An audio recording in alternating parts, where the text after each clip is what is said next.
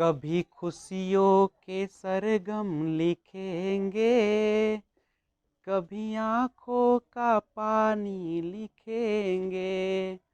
कभी खुशियों के सरगम लिखेंगे, कभी आंखों का पानी लिखेंगे। मिलके अब हम बड़े प्यार से जिंदगी के कहानी लिखेंगे।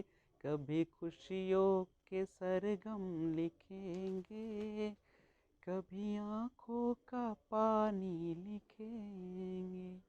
Hello friends, this is Vijay Rajpushp and welcome to learner eyes by VRP. Math pedagogy यानी गणित शिक्षण शास्त्र के तहत नेचर ऑफ मैथमेटिक्स यानी गणित की प्रकृति के अंतर्गत एक चैप्टर चल रहा है थिंकिंग यानी चिंतन। थिंकिंग के बारे में आपने देखा था कि व्हाट इज थिंकिंग। तो मैंने कहा था कि thinking is a mental process, it is the process of cognition. यह एक संज्ञान की प्रक्रिया है जिसमें हम लोग तर्क, कारण,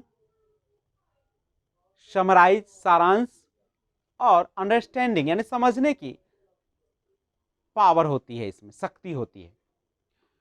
thinking has two basic principles.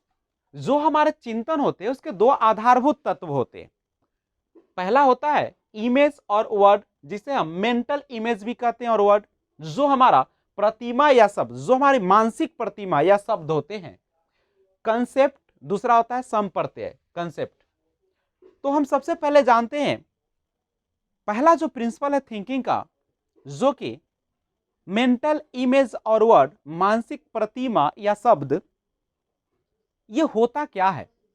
तो सिंपल आप बताएंगे कि जब मैं आपको कहता हूं कि आप अपने माता के बारे में क्या सोचते हो, what do think about your mother, तो आपके दिमाग में पहले क्या होती है।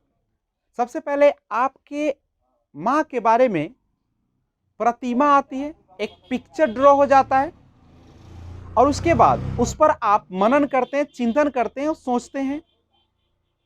एक और एग्जांपल देखें। अगर मैं कहता हूं कि आप किसी बिल्ली का पेंटिंग बनाए, तो आप बिल्ली का पेंटिंग बना देते हैं। तो कैसे बना देते हैं? क्योंकि पहले आप बिल्ली के बारे में कल्पना करते हैं, एक सोच बनाते हैं, उसके पिक्चर आपके माइंड में आती है, और उसके बाद आप उसको पेंटिंग कर देते हैं। तो जो मेंटल इमेज होती है, visualize a thing in our mind, दिमाग में किसी वस्तु की कल्पना करना, किसी भी वस्तु की कल्पना करना दिमाग में, वही हमारा मेंटल इमेज होते हैं।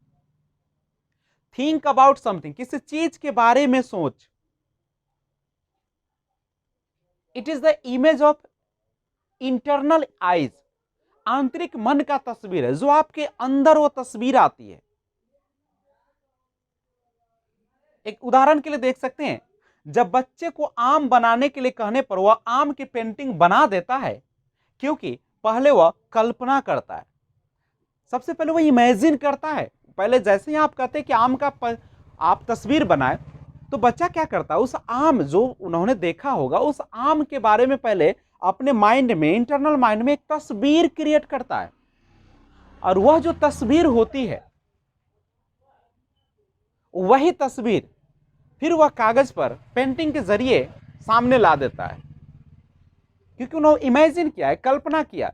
जब तक आपके दिमाग में चिंतन नहीं होगा, जब तक मनन नहीं होगा, कल्पना नहीं होगा, वह सोच नहीं आएगी, उसका तस्वीर आपके अंदर नहीं आएगा, तब तक आप उस काम को करने में सक्षम नहीं होंगे।